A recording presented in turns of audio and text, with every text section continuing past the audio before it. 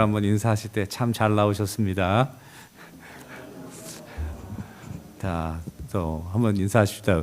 대단하십니다. 네, 감사합니다. 우리가 처음 시간에 이제 항복하는 것에 대해서 생각해 보았고요. 그리고 두 번째, 우리가 오늘 아침에는 변화의 중심에 서서 이제 항복을 하고 변화의 중심에 서서 오늘은 참 성도로서의 그런 표식을 간직하는 거예요. 이제 그리고 하나님의 종으로서의 종이라고 하는 것이 꼭 목사님만 포함되는 것이 아니고 여러 모든 참 사역자라는 건 우리가 다 일꾼이거든요. 모든 하나님의 백성들이 하나님의 일꾼이고 종이고 사역자고 성도거든요. 그런 의미에서 참 성도의 표식이다 또는 종들의 표식이다.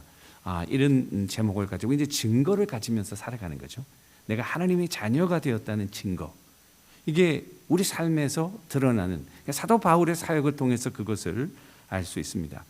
여러분들과 저는 어떻게 보면 짝퉁 시대에 살고 있습니다. 짝퉁이라는 말의 사전적 의미를 보면은 진짜와 같은 가짜. 그러니까 짝퉁이 아예 다른 거는 그 짝퉁이 아니에요. 근데 정말 진짜같이 보이는데 진짜가 아닌 거. 이게 짝퉁인 거죠. 여러분, 모조품, 유사품 이런 것들이 됩니다. 어느 나라가 세계적으로 가장 짝퉁을 잘 만들까? 자, 퀴즈입니다. 예, 상품은 없지만 짝퉁 왕국의 넘버원은 어딜까요? 여러분 한번 뭐 속으로 말씀하셔도 되고 중국입니다. 세계에서 유명한 모든 것의 짝퉁은 중국 가면 다 구할 수 있습니다. 그게 어떤 브랜드가 됐지, 파리에서 제일 유명한 뭐가 됐든지, 뭐 미국에서 지금 막 뜨는 뭐가 됐든지, 이 심지어는 한국에서 뭐가 뜬 중국 가면 다 있어요. 근데 잘 봐야 됩니다. 정말 진짜 같이 보이는데 가짜예요. 여러분, KFC 중국에 똑같은 거 있는데 잘 읽어보면 KFG, KFC가 아니야, KFG야. 이런 것들이 중국에는 너무나도 많아요. 한국은 어떨까? 여러분, 한국도 짝퉁 왕국은 아니지만 그래도 짝퉁이 넘쳐나는 게 한국입니다.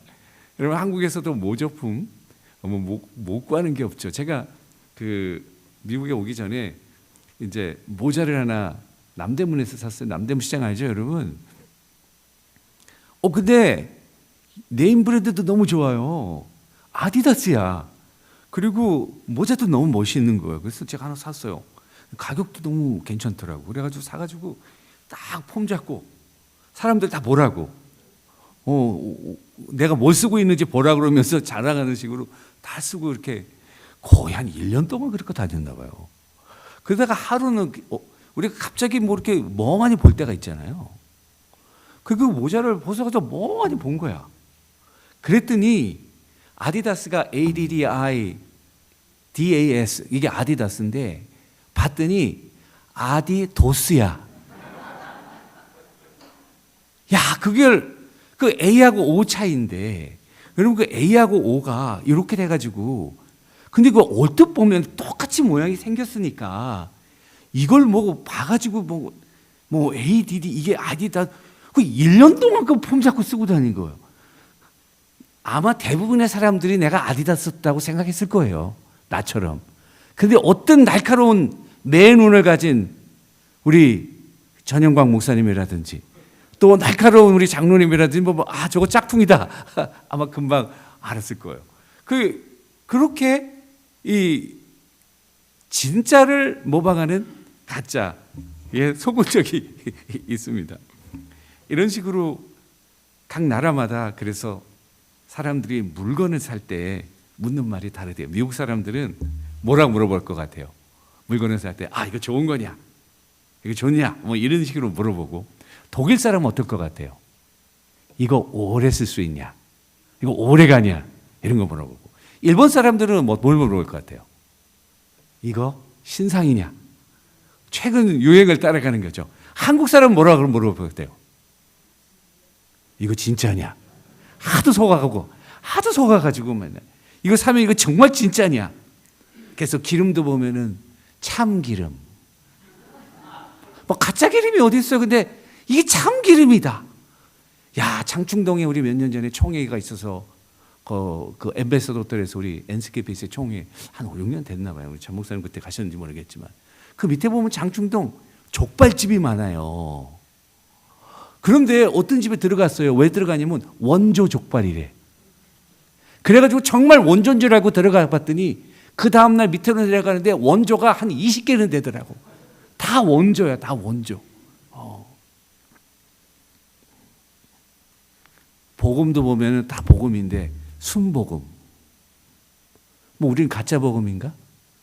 그죠? 순복음. 뭐 이렇게 한다는 거죠. 자, 오늘 사도 바울이 이게 하나님의 종들의 표식이 있다. 그 얘기를 하는 거예요.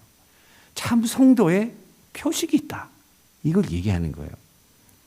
그러면서 지금 한마디로 얘기하면 사도 바울은 뭐라고 얘기하면 나는 짝퉁이 아니다. 짝퉁이 아니다라고 하는 거예요. 나는 참 성도이다. 나는 참 사역자다.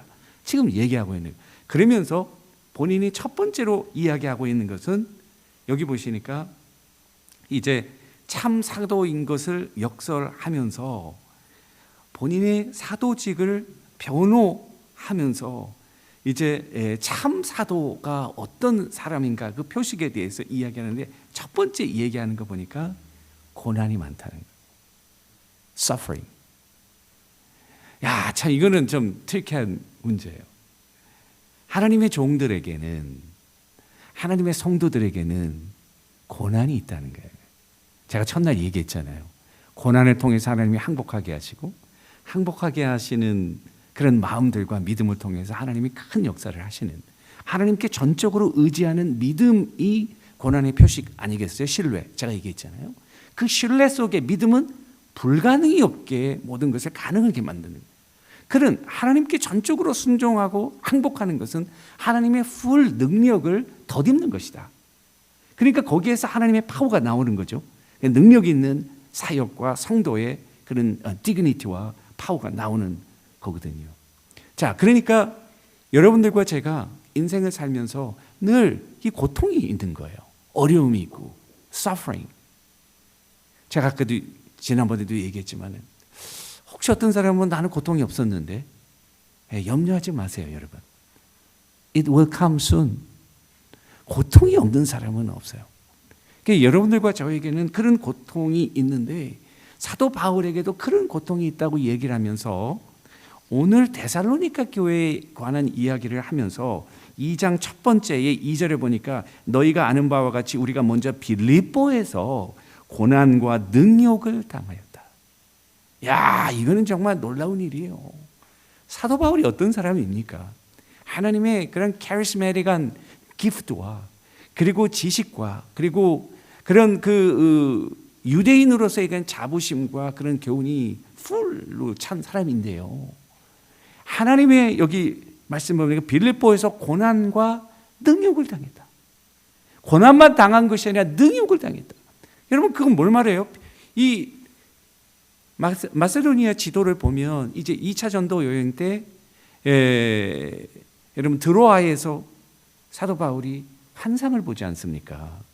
사도 바울의 원래 그 1차 전도 여행은 안디옥, 지금의 터키 지방을 중심으로 한 내륙 지방을 향한 조금 범위가 작은 사역이었다면 2차 전도 여행에서는 그 터키 대륙을 다 거슬러 가지고 유럽 만나는 그 끝까지 간다. 그게 드로아예요. 그 트로이죠, 여러분. 트로이의 목마라고 하는 유명한 그런 그 히스토리의 그런 전쟁이 있지 않습니까? 그 드로아예요, 그 트로이.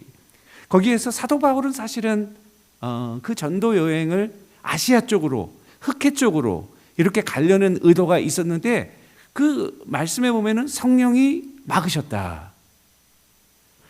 성령께서 어떻게 막으셨는지 모르지만은 몸이 아팠다든지 또는 갈 그런 형편이 안 됐다든지 뭐 여러 가지 이유가 있지만은 어떤 이유인지 성령이 어떻게 막으셨는지는 기록하고 있지를 않아요. 그러나 한 번이 아닌 여러 번에 걸친 성령의 그런 가로막음이 그거 있었어요. 나는 이곳으로 가고 싶은데 거기서 복음을 전하고 싶은데 성령이 막으시는 거야. 그러면서 하루는 꿈을 꾸는데 들어와 저쪽 마케도니아 사람이 나와가지고 손짓을 하면서 이리 와서 우리를 도우라 이 환상을 보잖아요.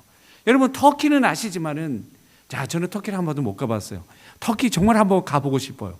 터키는 역사와 문화의 정말 보고입니다. 왜냐하면 아시아 대륙 끝과 유럽 대륙의 일부를 거쳐서 있는 그런 나라로 수천 년 동안 이 동과 서양이 서로 점령하고 점령하면서 모든 것이 거기 아주 함축되어 있는 문화적인 보고라고 볼 수 있어요, 여러분. 거기 한번 꼭 가보고 싶은데, 터키 사람들은 우리가 알잖아요. 좀 부리부리하고 털이 좀 이렇게 수염도 많이 나고, 그런 마세도니아 사람들은 금발에다가 파란 눈을 가진 그런 사람이라고요. 그 마세도니아 사람들이 와서 도우라 그러면서 사도 바울의 전도 여행이 1차 전도 여행의 그런 터키 내륙 지방에서 드디어는 그 해협을 건너서 유럽으로 건너가게 되는 역사적인 계기를 만나는 거죠. 첫 번째 도성이 어디냐면 빌립보예요. 사도행전 16장에 보면은 그 빌립보에서 사도 바울이 어떻게 복음을 전했는지 여러분 잘 아시지 않습니까? 복음을 전해 리디아라고 하는 그 여자 자주장사. 자주장사는 지금의 옷감에 물감을 들여가지고 파는 1세기 그레코 로마 워드의 이런 그 모빌리티, 움직임이 우리가 생각했던 것보다 굉장히 유용했던 것 같아요.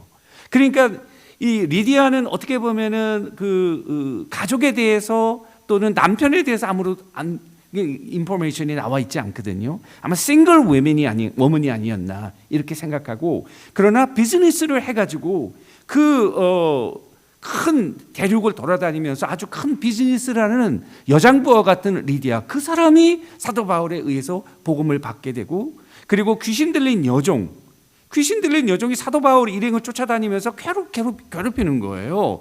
그래서 사도 바울이 견디다가 못해가지고 나사렛 예수 이름으로 그 귀신을 다 쫓아낸 거죠. 그러니까 그 귀신이 그 미래를 점치고 주인들이 그것을 이용해서 돈을 버는데, 이 귀신이 쫓아나가니까 미래의 점을 못 치니까 돈을 못 버니까 그 주인들이 화가 나가지고 이 사도 바울의 일행을 관가에 고소를 한 거지. 그래가지고 관가에 잡혀가가지고, 여러분 그 빌립보서에 보면은 매우 심하게 매를 맞아요. 야, 그리고 옥에 갇혀서 이 착고를 차고 쉐클. 저는 1세기 그런 그 감옥의 문화를 모르지만, 여러분 가끔 저는 한번 그 다큐멘터리로 중세의 감옥에 대해서, 야, 그 감옥이 아니더만 정말 그 진흙 바닥에다가 정말 사람이 살 수 없는 오물과 그로 가득 찬 1세기 그레코 로마 워드의 그 감옥은 얼마나 더 심했겠나. 그런데 매를 실컷 맞고, 매를 맞았어요. 여러분 복음을 전하다가 오해를 받고, 그리고 사람들의 그런 질시를 받아가지고 심하게 매를 맞고 감옥에 갇혔다. 여러분 같으면 어떡하겠어요? 제가 같으면, 하나님 이게 뭡니까 도대체? 내가 잘못한 게 뭐냐고. 복음을 전하다가 하나님의 말씀을, 이게 매를 맞고, 거기 바울과 실라가 두 사람이, 사실은 2차 전도 여행 때 바울과 실라하고 디모데 세 사람이 갔거든. 감옥에 간 거는 바울하고 실라만 감옥에 간 거예요. 야, 그것도 난 참 미스터리예요. 여러분들은 별로 관심이 없겠지만 성경에 관심이 있는 저에게는 세 사람이 전도 여행을 했는데 왜 두 사람만 감옥에 가고 한 사람은 안 갔을까? 디모데는 1차 전도 여행 때 회심한 사람이에요. 그러니까 신앙의 연륜이 많지를 않아요. 그리고 젊은 그런 아들과 같은 사람이었어요. 제가 볼 때는 이거는요 순수한 제 축축이에요. 여러분 이거는 다시 그 근거가 없어라고 하면 맞아요. 근거가 없는 말이에요. 그러나 제가 연구하고 또 공부하고 여러 책을 써보니까 제가 생각할 때는 사도 바울이 일부러 이 디모데를 보호한 것 같아요. 왜냐하면 너무 어린 나이에 초보 신앙에 복음을 전하다가 같이 매를 맞고 하면은 낙심해가지고 1차 전도 때 마가가 여러분 그 더베에서 가는데 안 가고 도중에 하차했잖아요. 거기에 대해서 미스터리가 많거든. 마가도 아직 어린 신앙이다가 어려운 그 전도 여행을 계속하지 못하고 그것으로 인해서 여러분 바나바와 바울이 크게 싸웠다. 여러분 사역자들도 싸웁니다. 종종. 할렐루야. 성경의 근거를 가지고 얘기하는 거예요. 여러분. 그런데 개인적으로 싸운 것이 아니라 복음의 합당하냐 합당하지 않으냐 이런 문제로 심하게 다투면서 2차 전도 여행 때는 바나바와 바울이 나누게 되고, 바나바는 실라와 함께 이쪽으로 가게 되고, 이 바나바는 다시 마가와 함께 저쪽 애굽 쪽으로 가게 되는 그러면서도 양쪽에서 복음에 하나님의 그런 전진이 있게 되는 결과가 나오게 되는 것이죠. 제가 생각할 때는 이 사도 바울이 디모데를 보호한 것이고, 그런데 사도 바울의 마지막 서신이 디모데 후서라고 그랬잖아요. 제가 거기 보면은 놀라운 말이 나와요. 그 힌트를 얻을 수 있는 게 디모데 후서 2장에 보면 사도 바울이 디모데에게 뭐라고 하면, 디모데야, 그게 목회 서신이 있잖아요. 빌립보나 고린도나 에베소처럼 교회에 보내는 서신이 아니고, 이 디모데 전후서는 디모데에게 보내는 목회 서신이야. 이게요 굉장히 퍼스널한 편지예요. 프라이빗한 건 아니야.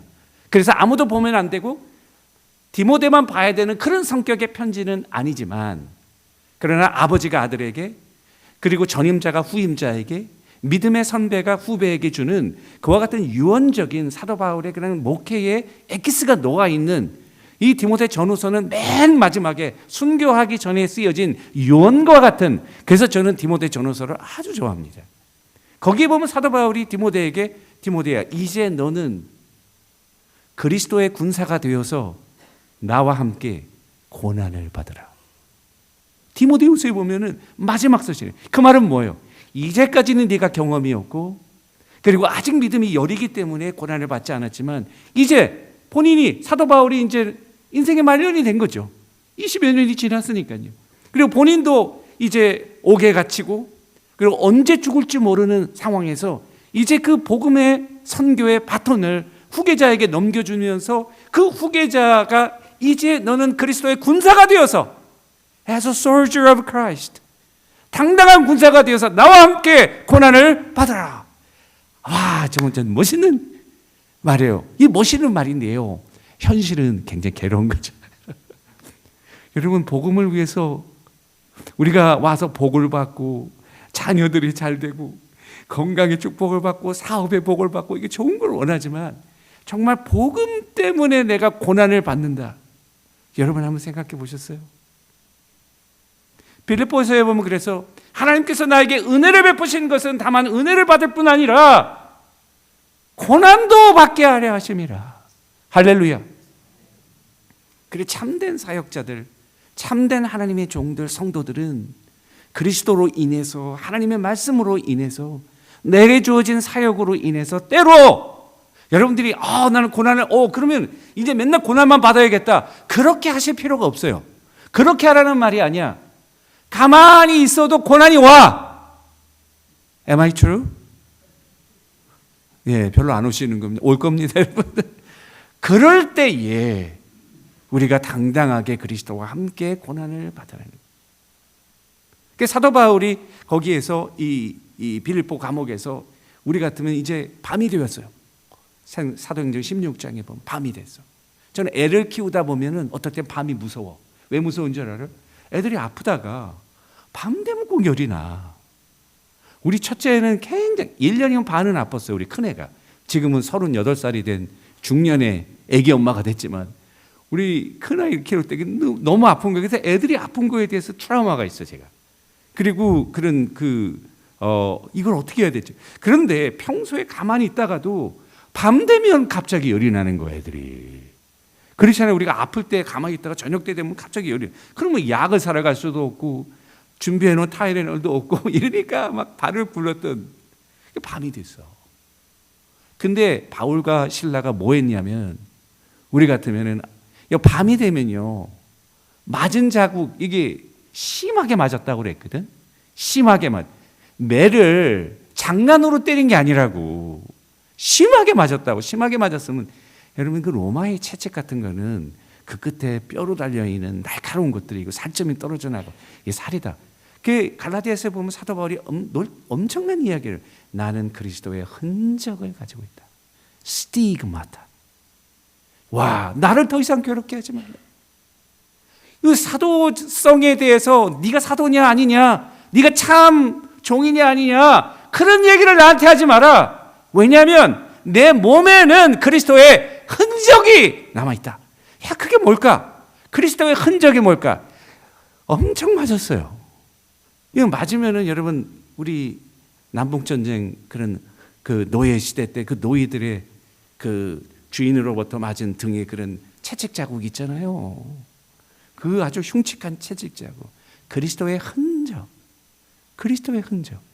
하나님의 자녀들은요, 그리스도의 흔적을 가지실 수 있게 되기를 주님의 이름으로 축원합니다. 그거를 가지려고 해서 내가 이걸 가져야겠다, 고난을 막 자처할 필요는 없는데, 하나님의 자녀로서 또 성도로서 또 그리스도의 종으로 이 복음과 하나님의 진리를 사수하는 과정에서 자연스럽게 그런 아픔과 고통이 우리 삶에 남게 된다는 거예요. 이게 참 아픈 이야기죠. 제가 이제 신학교를 졸업하고 LA 가서 사역을 하게 될 때 이제 부교육자로 사역을 했는데, 와, 저는 내가 신학교만 이제 떠나봐라, 정말 교회가 뭐다라고 하는 것을 온 세상에 보여주겠다. 정말 대단한 사람이죠. 대가리가 단단한 사람이에요. 그러고 나서 이민교회에 발을 들였는데, 야, 싸우기 시작하는데 정말 대가리가 터지게 싸우더라고. 이민교회가 LA니까 여러분, LA는요 눈 뜨고 있으면 코를 벼가는 세상이에요. 우리 때는 정말 그런 사람들도 많았어요. 정말. 그런데 교회도 보니까 막 목회자도 싸우고 성도도 싸우고 장로도 싸우고 막 뭐 정말 피 터지게 싸우더라고요. 왜 그렇게 싸우는지 모르겠어요, 여러분. 그 다음에 이제 교회가 갈라지고 제가 사역을 하고, 그리고 갈라진 교회에서 계속적으로 부교육자로 사역을 하는데, 교회 밴이 필요하니까 밴을 산다는 거예요. 밴을 사려면 어떻게 하겠어요? 여러분, 론을 얻어야 되고, 론 법에 사인을 해야 되잖아요. 그럼 누가 사인을 해야겠어요? 목사가 사인을 해야죠. 목사가 사인을 안 하는 거죠. 그럼 누가 해야겠어요? 서기 장로님이 사인을 하든지, 당의원들이 그 책임지고 사인해야 돼. 장로님들 하나도 사인 안 하는 거예요. 나는 아무것도 모르는 그냥 학교에서 바로 나온 부목사니까, 부목사님 사인하세요. 그래서 that's very easy. Bring the document. 멋있게, 제 사인은 멋있거든요. 하지만 갈기는 식으로 막 했죠. 그래서 밴을 샀어요. 그러다가 이제 교회가 어려워지고, 참 제가 회의를 가지고, 야, 이민 목회가 이렇게 어렵구나. 내가 생각했던 그런 아이디어가 너무나 다른 거예요. 그래서 제가 어떻게 생각했냐면, 정말 용서하세요. 야, 나는 사명을 가지고 하나님의 목회자가 돼서 이렇게 왔지만은 아무래도 내가 그때 사명을 잘못 받은 것 같다. 나는 목회자가 돼야 되지 말 사람인데 목회자가 된 것 같다. 좀 그런 생각을 하고, 야, 이건 목사가 되지 말아야지. 나 이제 진저리가 난다. 정말 내가 어디 가서 뭘 하든지 이렇게는 못 살까, 이런 생각이 들더라고요. 그래서 정말 다 접고 이제 그만해야겠다는 생각을 아무한테도 얘기 안 하고요, 나 혼자 했어요. 우리 와이프한테도 잘 안 했어요. 우리 와이프한테 하면 우리 와이프가 아마 지금 굉장히 실망하고 그랬을 거예요. 근데 이 얘기를 안 하고 제가 캘리포니아에서 떠나서 유타로 왔어요. 정말 쓰러져 가는 교회. 그랬더니 이제 그러면서 그 교회에서 목회를 하고, 참 그 교회가 너무 어려운 교회였어요. 그 교회도 너무너무 어려운 교회. 근데 그 교회를 보는데 제가 생각할 때, 야, 나 같은 교회구나. 지난 10년 동안 목사님을 3번이나 쫓아내고, 사례비도 못 주고, 모기지도 못 갚고, 정말 교회가 바닥을 치고 봐. 유타에서 제일 오래된 마덜처치인데도 그렇게 어려움을, 그 교회의 그 상처받고 찢어진 모습을 보니까 다른 모습이 아니야, 바로 나의 모습이야 이게. 그게 교회에 대한 연민이 생기다가 제가 설교하는 것만 도와주는 것으로 하고 이렇게 사역을 시작하고 교회가 부흥하기 시작했어요. 근데 이제 그렇게 목회를 잘하고 한 2년 지난 다음에 뱅크에서 전화가 왔어요. 뭐라고 전화 왔냐면은, 너 왜 차값을 안 갚느냐는 거예요. 그 제가, 무슨 차값 얘기하는 거야 너 지금? 어떤 차 얘기하는 거야? 그랬더니 밴을 얘기해. 야, 밴 구경한 지가 내가 언젠데 그래. 나 지금 여기 유타야. 거기 캘리포니아에서 있었던 일이야. 그만둔 지가 5, 3년이야. 제가 막 화를 냈죠. 그랬더니 그 사람이 침착하게, 그건 아무런 상관이 없습니다. 그건 아무런 상관이 없대요. 나는요, 교회를 그만두면 상관이 없는 줄 알았어요. 주를 떠나면 상관이 없는 줄 알았어요. 상관이 있대요. 그러면서 사인을 네가 있대요. 그 사인한 게 2년 만에 그 교회가 그걸 못 갚으니까 서류를 뒤져보니까 내가 사인한 거야. 내 이름. 그 나한테 연락이 온 거예요. 여러분 함부로 사인하시면 안 됩니다. 여러분 뭐 집사님이 와서 아는 집사님 와서 사인해달래요. 절대로 하면 안 됩니다. 잘 읽어보고 책임질 수 있는 것만 사인하십시오. 여러분 우리는 그런 문화가 없었잖아요. 미국에서. 한국에서 아유 누가 와서 사인하면 다 사인해 주지. 근데 그걸 몰랐대 나도. 그래서 담임 목사님한테 전화를 했죠. 담임 목사님이 미안하다고. 야 근데 그거 클리어아웃 되는 여러분 그 빚독촉 안 받아보셨죠? 행복하신 줄 아세요 여러분? 미국 사람들은 무슨 점잖으니까 빚독촉 안 하는 것 같죠? 지도 갑니다. Every day call you. 전화 소리만 울려도 노이로제 걸려요. 그러면서 편지도 무슨 빨간 글씨로 막 이상하게 막 협박하는 식으로 막 이렇게 보내고 제가요. 와 전화만 오면요. 가슴이 덜청하고 이거 전화를 어떻게 안 받아야겠다. 막 그러고. 근데 그 사람이 하루는 이야기해 주더라고요. 야, 조슈아, 너 내가 이거 얘기를 하면 안 되는데 내가 얘기를 한다. 너 지금 크레딧 히스토리가 어떻게 돼 있는 줄 아냐? 미국에서는 크레딧으로 다 살아가는 거 아니에요. 너 크레딧에 빚을 못 내가지고 그 빚이 디폴트 됐다는 노티스만 20개 이상 붙어 있대. 네 크레딧에. 그러면서 그걸 얘기를 해주더라고. 야, 정말 저는요. 그거 클리어 아웃 되는데 한 2년 걸린 것 같아요. 금방 그걸 빨리 갚아주는데 교회도 사정이 있잖아요. 한꺼번에 갚을 수가 없어요. 제가 왜 그런 얘기를 하냐면 저는 교회 사역하다 크레딧이 망가졌던 사람이에요. 할렐루야. 별로 감동이 없으셔요. 제가 뭐 원해서 한 건 아니고 제 무지에서. 그러나 한편으로 또 감사해요. 왜? 내가 그리스도로 인해서 교회를 사역하며 교회를 섬기는 순수한 마음으로 인해서 미국 사회에서 크레딧이 망가졌다는 이야기. 이제 여러분 지금은 좋습니다. 오해하지 마세요. I have a good credit. 이제 오래전의 이야기니까 시간이 지나면 그렇게 됩니다. 그리스도의 흔적을 가지고 여러분들이 그리스도를 섬기면서 내가 이런 기도 응답도 받고 이런 기적도 체험, 이런 병도 낫고 이런 축복도 받고 물론 좋아요. 그런데 정말 성도라고 하는 건 뭐냐? 그리스도로 인해서 그리스도의 진리 때문에 그리스도의 복음으로 인해서 사도 바울처럼 매를 맞지는 못하지만 능욕을 당하지는 않지만 그러나 그것으로 인해서 고난의 흔적을 가질 수 있는 그런 담대함과 믿음이 우리에게 있게 되기를 주님의 이름으로 축원합니다. 사도 바울이 그 맞은 데가 아프니까 밤이 되면 옥신옥신 쑤시고 이 피가 나고 몸에 그 딱지 가지고 얼마나 힘들었겠어요.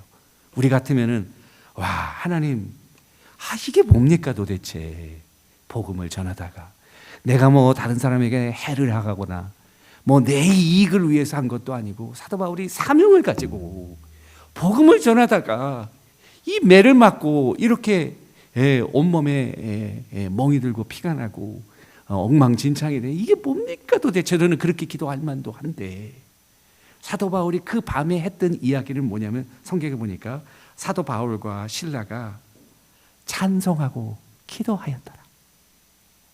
저는 왜 찬송을 했을까? 찬송이라는 게 어떤 거예요? 여러분 좋을 때, 기쁠 때, 감격이 있을 때 찬송하잖아요. 사도 바울은 감격이 있는 상황이 아니야. 오히려 원망하고 불평이 막 입만 열면 불평이 막 터져 나오는 그 순간인데 그 순간에 사도 바울은 제가 생각할 때는 실라야. 우리가 끙끙 앓고 막 욱신하고 아프고 피가 나고 그 괴로움 가운데 신음을 토하지 말고 차라리 찬송하고 기도하자. 차라리 찬송하고 기도하자. 성경에 보니까 사도 바울이 찬송하고 기도할 때 그 소리를 온 죄수들이 듣더라. 밤에는 시계 소리도 낮에 안 들리다가 밤 되면 어때요? 착착 잘 들리잖아요, 여러분. 그 밤에 사람들이 그 옥에 앉아 있는 1세기 그레고 로마 워드의 감옥, 내일 죽을지도 모르는, 우리처럼 뭐 형이 있어서 하는 것이 아니라 사형하기 전에 잠깐 가두어 놓는 역할을 하는 감옥소에 있는 사람들의 인생의 한과 아픔과 고통이 얼마나 심했겠어요. 그런데 그 가운데 울려 퍼지는 사도 바울의 기도와 찬송을 그들이 듣고 있었어요. 그때 기적이 일어났어요. 어떤 기적이 일어나냐? 옥터가 움직였어. 이 터가 움직였다고. 터는 기초잖아요. 파운데이션이 막 흔들린 거야, 옥터가. 그러면서 옥문이 열리고 잡고 있던 이 쉐클, 이 쉐클이 다 풀어지는 기적의 역사가 일어나요. 와, 이 고통의 순간에 사도 바울의 믿음의 결단, 원망할 수밖에 없는, 신음할 수밖에 없는 상황에서 기도와 찬송으로 이제 종이 한 장 차이인데, 여러분들과 저도 마찬가지예요. 종이 한 장 차이야. 그 종이 한 장 차이가 물론 큰 차이지만 그런 믿음의 결단으로 주님 앞에 나가니까 하나님께서 제가 볼 때 감동하신 거지. 옥터가 움직인 거는 하나님이 감동하신 거지. 이 족쇄가 다 풀려지고 이제 도망갈 수 있는 상황이야. 이거 얼마나 할렐루야입니까? 우리 같으면 할렐루야. 야, 하나님이 역사했다. 이제 나가자 해야 될 텐데 간수가 딱 졸다가 일어나 보니까 옥터가 움직이고 난리가 났죠. 여러분, 간수가 하는 일은 뭐예요? 죄인을 잘 잡아두는 건데, 죄인이 다 도망가면은 그 죄인의 형틀을 누가 받아야 될? 간수가 만든 거예요. 그러면은 이건 사형이지. 한두 사람도 아니고 수십 명이 있었을 텐데 이 사람들이 다 도망갔다고 생각하면 자기는 죽을 목숨인 거죠. 그러니까 자결하려고 칼을 들었는데 그때 사도 바울이 네 몸을 해하지 말라. 우리가 다 여기 있다. 야, 저는 이것도 기적이라고 생각해. 기적 중에 기적. 왜? 그 흉악한 사람들이 하나도 안 도망갔어. 여러분, 이것도 기적 아니에요? 그러면서 이 간수의 16장 29절에 보니까 간수가 등불을 달라여 뛰어들어가 무서워 떨며 바울과 실라 앞에 엎드려 그들을 데리고 나가 이르되 선생이요, 내가 어떻게 하여야 구원을 받으리까? 엎드린 거지. 감동한 거지. 학원을 이르되 주 예수를 믿으라. 그리하면 너와 내 집이 구원을 받으리라. 온 가족이 세례를 받고 빌립보 교회가 탄생하게 된 것입니다. 자, 그런 역사를 데살로니가에 와서 이야기하는 이유가 뭘까요? 나는 고난받는 하나님의 성도이다. 고난받는 하나님의 종이다. 왜? 데살로니가에도 사도 바울을 시기하고, 데살로니가에는 3주밖에 머무를 수가 없었어요. 유대인들이 얼마나 핍박을 하고 폭도들을 데리고 와서 사도 바울의 생명을 위협하고, 야손이라는 사람의 도움을 받아서 야밤 도주해서 겨우 베레아로 내려가는 그런 상황이었거든요. 빌립보에서 당한 그런 고난을 데살로니가에서 한 이유도 분명히 나는 고난의 흔적을 가지고 있는 하나님의 참 종이다.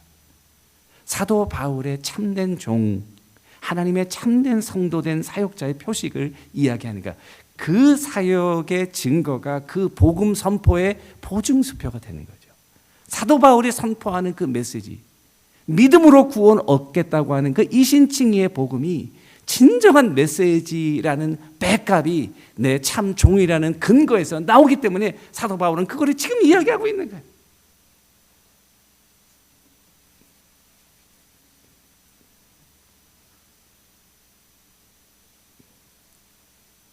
마태복음에서도 주님께서 나로 말미암아 너희를 욕하고 박해하고 거짓으로 너희를 거슬러 모든 악한 말을 할 때 너희에게 복이 있나니 기뻐하고 즐거워하라.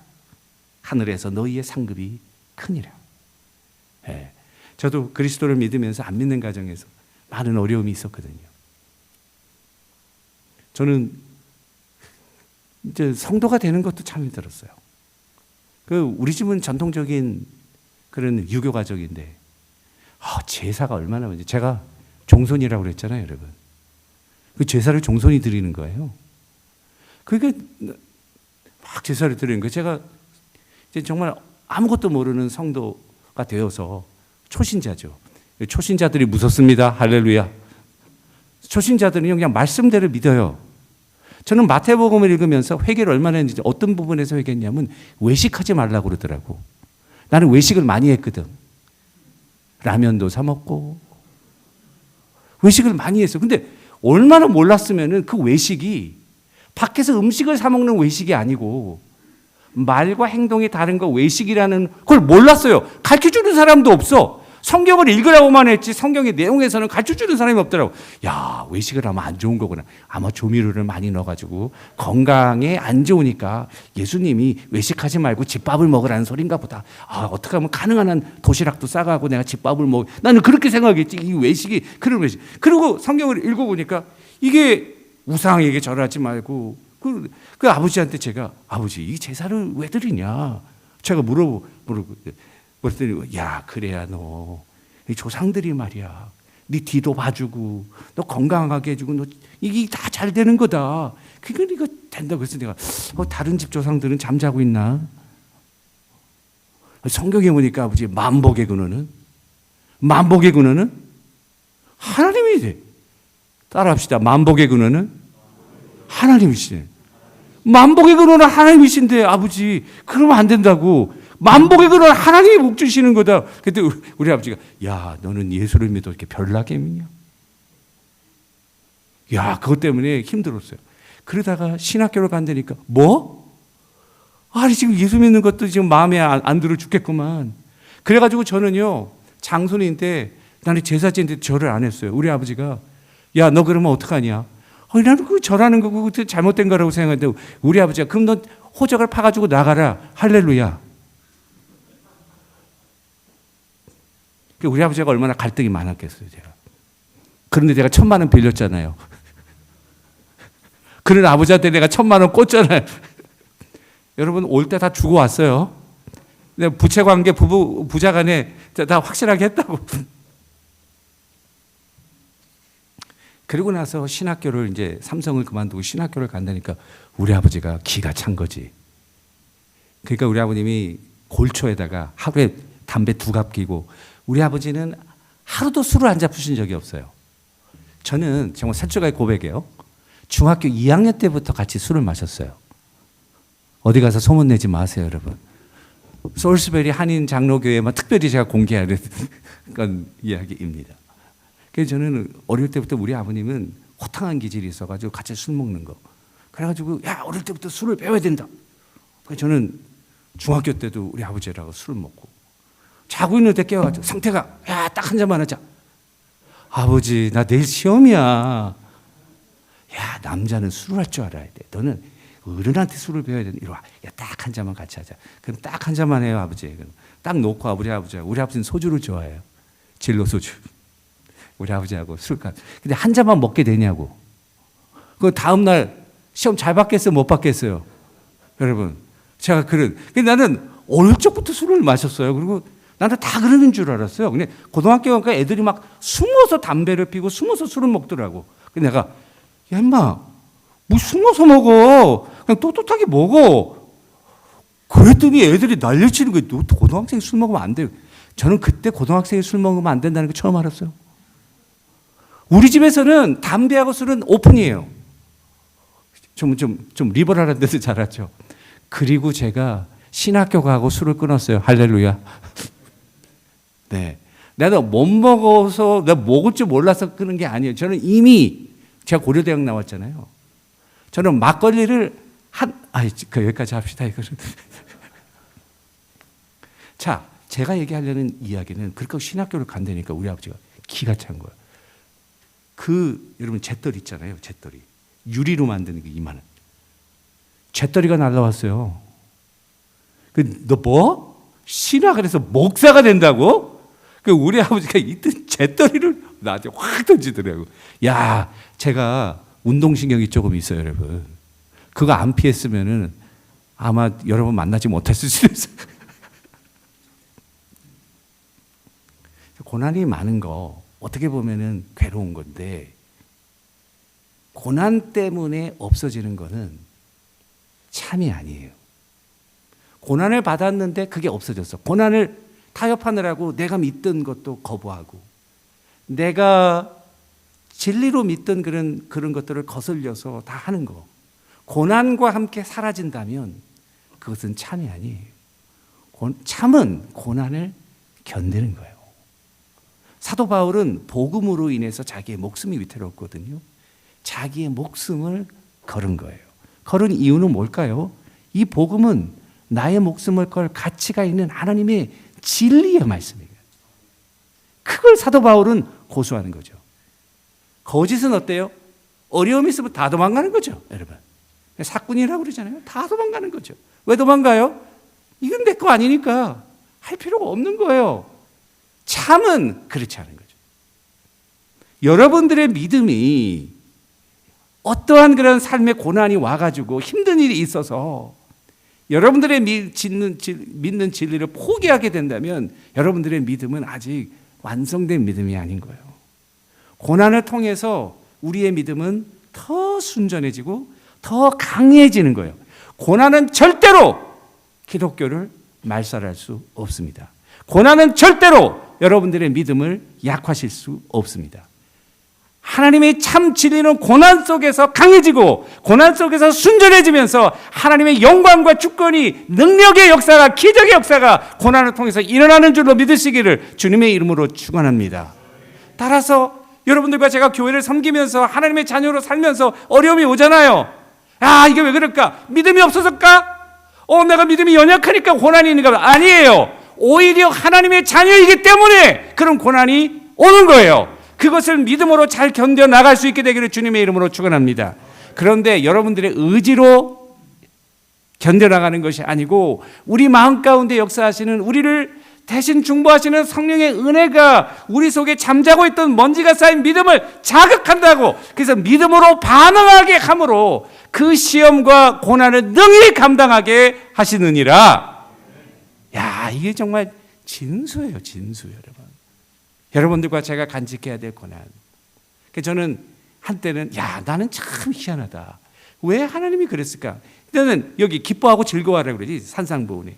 너희를 욕하고 너희를 받게 할 때 기뻐하고. 저는 그러지 못했어요. 하나님 이게 뭡니까 도대체? 왜 나만 이래야 되냐? 그렇게 안 해도 되는데. 저는 그 뜻을 몰랐어요. 그런데 목사가 되고 하나님의 종이 되고 나서 돌이켜보니까 하나님은 그 사람을 그런 모양으로 그렇게 단련하기 위한 나름대로의 고통이 우리 모든 개인에게 다 있는 거야. 그래서 그런 그것을 견딤으로, 그런 믿음으로 형성해서 그런 영광을 위해서 하나님이 쓰시도록, 하나님의 뜻이 있다. 고통에는 뜻이 있다. 따라합시다. 고통에는 뜻이 있다. 하나님의 놀라운 뜻이 있다는 사실입니다. 그래서 사도 바울은 그 고린도 후서에 보면은 그 사도 바울을 괴롭히면서 예루살렘으로 온 사도들이 사도 바울 저 가짜다, 응? 막 이렇게 얘기할 때 사도 바울은 나는 그런 예루살렘의 그런 기둥과 같은 사도들의 추천서, recommendation은 없지만, 그러나 이 고린도 교회 성도들 자체가 my recommendation, 내 하나님을 향한 추천서이다. 그러면서 나는 뭐 잘한 것은 없지만 내가 자랑할 것이 하나 있는데 그것은 그리스도를 위해서 고난을 받은 것이다. 그러면서 자기의 고난의 리스트를 마치 훈장을 나열하듯이 그걸 suffering list라고, 고린도 후서 11장 23절. 그 suffering list 한번 들어보실래요? 그들이 그리스도의 일꾼이냐 정신없는 말을 하거니와 나는 더욱 그러하다. 내가 수고를 넘치도록 하고 옥에 갇히기도 하고 더 많이 매를 맞고. 이거는 지금 자랑할 게 아니에요. 고통이야. 그런데 하나님의 참된 종이라고 하는 증거가 이 고난이라고 하는 거예요. 그러면서 수없이 맞고 여러 번 죽을 뻔했고 유대인들에게 40에서 하나 감한 매를 5번 맞았으며 제가 볼 때는 빌립보에서 맞은 게 바로 이거예요. 40에 하나, 40대 이상은 못 때리게 돼 있으니까 39대를 때리는 거예요. 그리고 또 39대를 때리는 거예요. 태장이라고 하는 것은 10대만 맞아도 여기가 다 터지거든요. 39번에서 하나 감한 매를 5번 맞아요. 이건 죽는 거예요. 그거 죽는 거예요. 그걸 맞은 거예요.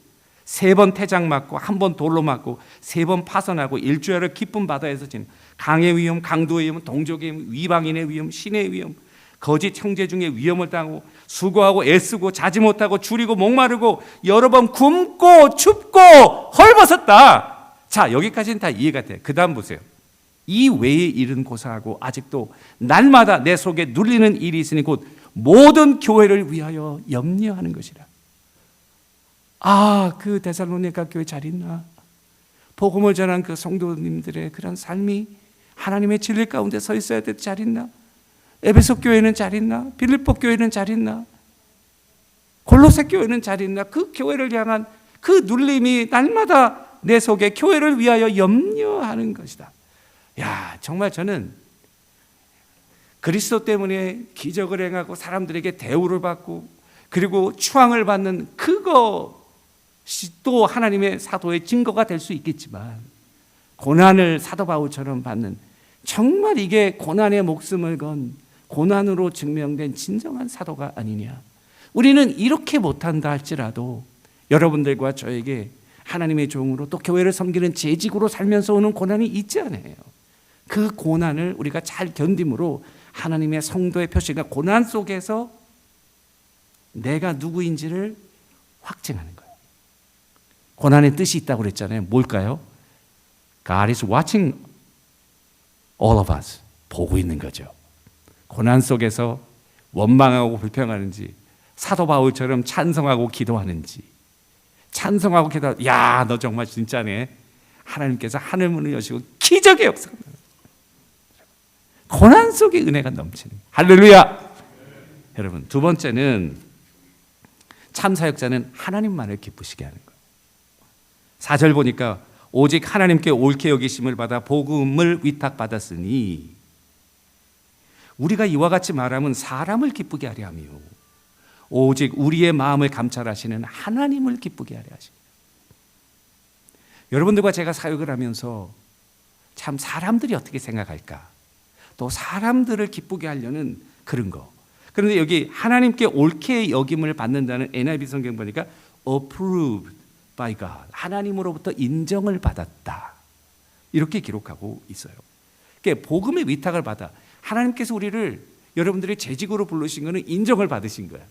그래서 교회 장로님으로 집사님으로 또는 권사님으로 그러면은 여러분들을 불러주시니까 교회를 통해서 하나님이 여러분들을 부르시니까 우리가 기뻐해야 될 사람, 우리가 타겟팅, 기쁘게 해야 될 타겟팅은 뭔가 하나님, 우리를 불러주신 주님에게 포커스를 해야 된다는 거예요. 사람을 너무 의식하지 말고 사람을 기쁘게 하려다가 하나님을 기쁘시게 못하게 되면 이건 낭패가 돼요. 그래서 사도 바울은 참 그런 많은 교회를 개척하면서도 그의 유일한 사역의 관객이랄까요? 그런 타겟팅 어디언스랄까요? 타겟팅 어디언스는 하나님이에요. 하나님은 어떻게 기쁘시게 할까? 그러니까 사도 바울은 사람들이 자기에 대해서 어떻게 얘기하는지에 대한 관심이 별로 그렇게 크지 않아요. 저 사람이 나를 어떻게 얘기할까? 박 집사 보니까 이거 별 볼 일 없다. 저 사람 누가 이렇게 막 비평하고 비난한 거에 대해서 별로 관심이 없어. 왜? 거기에 포커스가 있는 게 아니라 하나님을 기쁘시게 하는 데 포커스가 있기 때문에. 그래서 사도 바울이 뭐라고 얘기하면 고린도전서 4장 2절에서 너희에게나 고린도 교회 성도들에게 얘기하는 거예요. 다른 사람에게나 판단을 받는 것이 내게는 매우 작은 일이다. I care very little if I am judged by you or by any human court. 사도 바울은 고소도 많이 당했잖아요. Indeed, I do not even judge myself. 나는 나 자신을 내가 판단하지도 않아. 만일 우리가 사람에게 자꾸만 포커스를 맞추게 되면 그것이 하나님과 일렬로 돼서 하나님을 기쁘시게 하는 일이 되면 fine.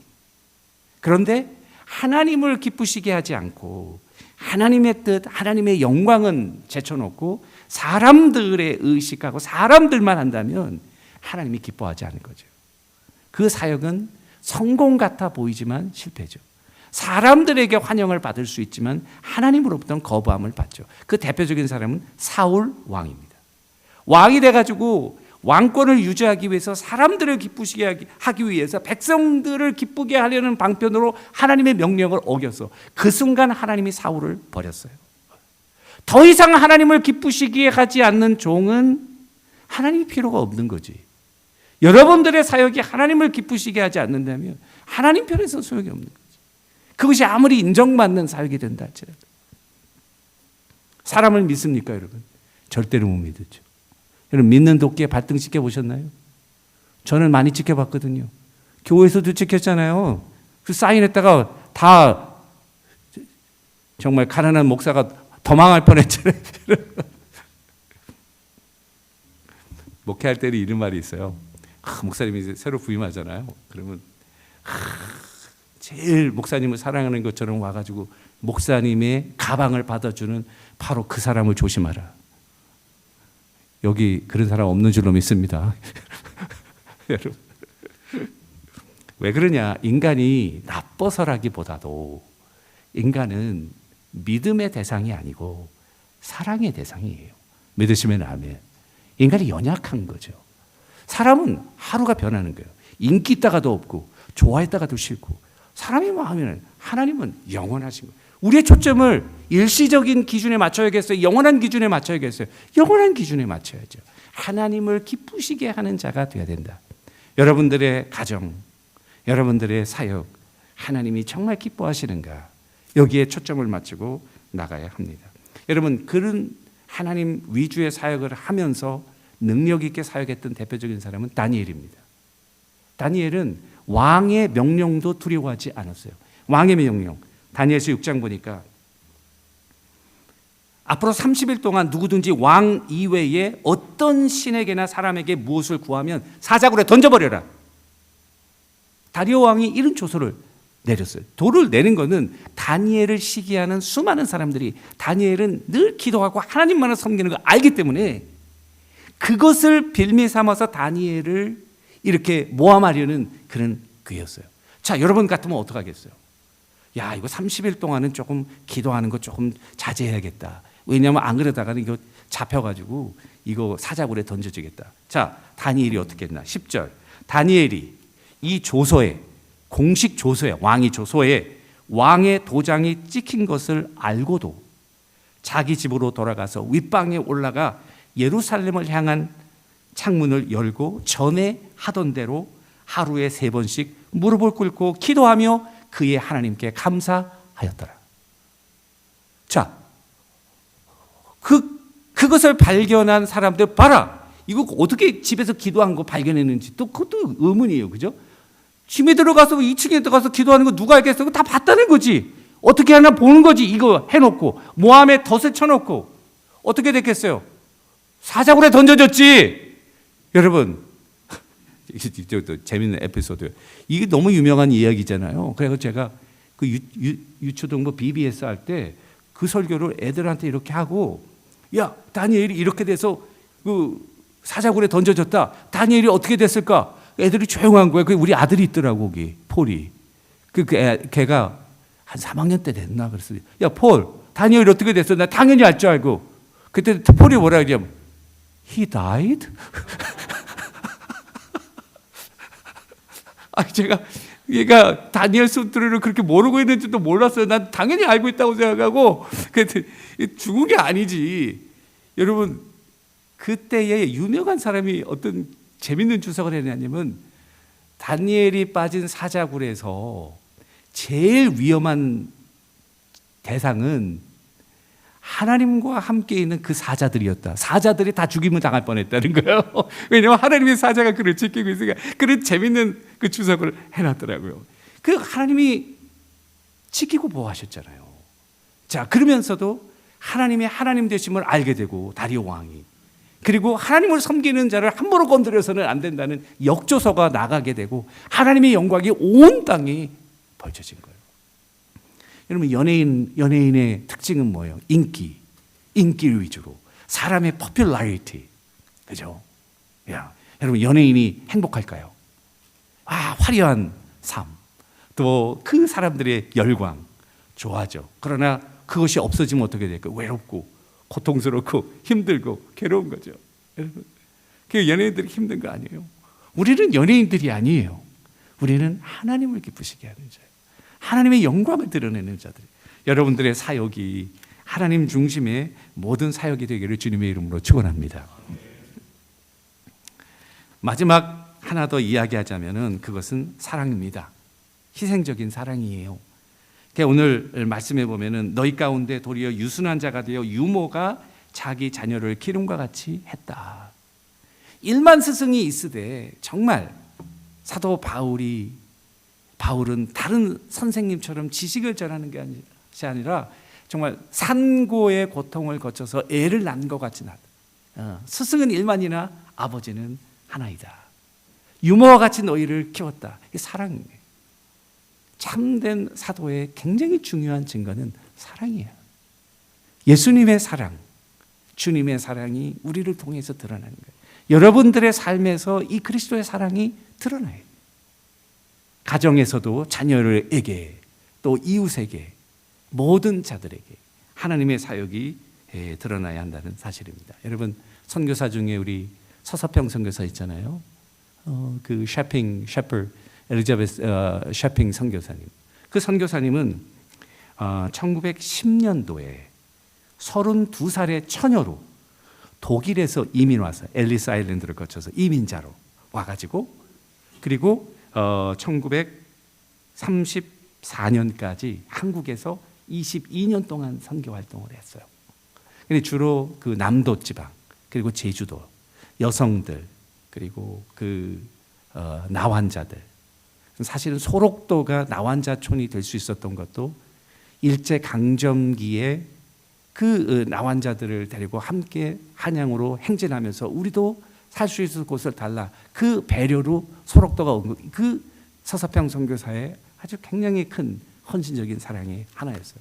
서서평 선교사도 여러 종류가 있었어요. 한국에 온 선교사 중에는 많은 하인들을 거느리고 귀족처럼 이렇게 선교를 하는 분이 있었지만, 이 서서평 선교사는 정말 한국을 사랑하고 한국을 가슴에 품고 사역했던 그런 선교사였습니다. 그래서 그 서양 여자가 흰 저고리하고 검은 치마를 입고 고무신을 신고 아기를 업고 있는 그 사진들, 그리고 마지막에 죽을 때는 죽었어요. 그 담요, 반장, 보리 요만큼 남기고 아무것도 없이 죽은 거야. 자기 몸을 세브란스에 기증했어. 의학 연구용으로, 간호원이니까.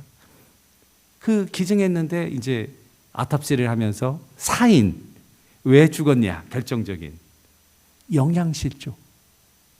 먹을 걸 못 먹어가지고 영양실조로 죽은 거예요. 참, 그러면서 광주에서 정말 광주장으로 수많은 여인들, 그 고아들, 나병 환자들이 어머니라고 외치면서 따랐던, 정말 가슴이 붓고, 이 사랑이 진정한 사랑. 사랑하는 성도 여러분, 여러분들과 제가 하나님을 믿기 때문에 축복을 받고 은혜를 받는 것도 중요하지만, 그렇게 하신 것은 때로는 주님을 위해서 고난도 받게 하려는 사실임을 꼭 깨달을 수 있게 되기를 주님의 이름으로 축원합니다. 여러분들의 사역의 초점이 과연 하나님께로 되어 있는지 한번 점검할 수 있게 되기를 주님의 이름으로 축원합니다. 그리고 정말 그리스도의 사랑, 그죠? 우리 인간은 믿음의 대상이 아니야. 사람들을 믿는 게 아니야. 저는 만약에 예수님이, 제가 우리 교회에서 맨날 설교해요. 만약에 예수님이 우리 교회에 오신다면 담임 목사로 여러분들을 다 기쁘시게 할 수 있을까? 천만의 말씀. 내가 알거든요. 예수님도 못하세요. 그거는 다 달라서. 그렇지만은 예수님은 그들을 품고 끝까지 사랑하시는 그런 하나님이 분이신 거죠. 그런 의미에서 우리도 그 사도 바울처럼 사도 바울이 그렇게 고생하고 가슴으로 그들을 낳는 그와 같은 사역을 했듯이 우리도 그리스도의 사랑을 닮아야 돼. 결국에 제자는 뭐냐? 성경을 많이 알고 또 전도를 많이 하고 다 중요하지만 결국에는 그리스도의 성품을 닮아가는 거다. 하나님의 성품을 닮아가는 거다. 하나님의 성품이 뭐냐?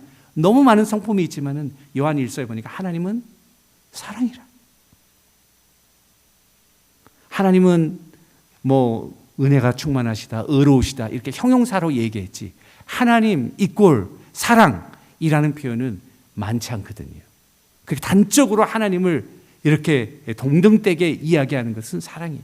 하나님은 한마디로 사랑으로 똘똘 뭉치는, 그러니까 건드리면 사랑이 나오는, 그러니까 자기 아들을 보내시고 그 죽게 하시고 죽을 수밖에 없는 여러분들과 저를 믿게 하시고 하나님의 성령을 보내시고 어려운 가운데 우리를 지켜보호하시고 우리가 우리를 모를 때에 우리를 위해 중보하시는 영이 우리 가운데 함께 계시고 우리가 모르는 미래를 꿈꾸시며 우리를 더 격려하시고 인도하셔서 하나님의 목적을 이룰 수 있도록 오래 참고 기다리시는 그 사랑의 하나님, 할렐루야. 그 사랑의 하나님이 을 닮아서 여러분들과 제가 신앙에 성장한다는 것은, 믿음이 오래 간다는 것은 성경 구절을 많이 한다, 또 내가 교회 직분을 가지고 있다, 이것도 중요하지만 그것과 더불어서 그리스도의 성품, 하나님의 성품, 사랑으로 거듭나는 사실인 줄로 압니다. 하나님께서 여러분들과 저에게 이 성도의 참 증거를 마음속에 간직하게 하시고 이 증거를 가지고 살아가게 하시는 우리 모두가 되기를 주님의 이름으로 간절히 축원합니다. 자, 우리 한번 찬양하고 함께 기도할 텐데요. 우리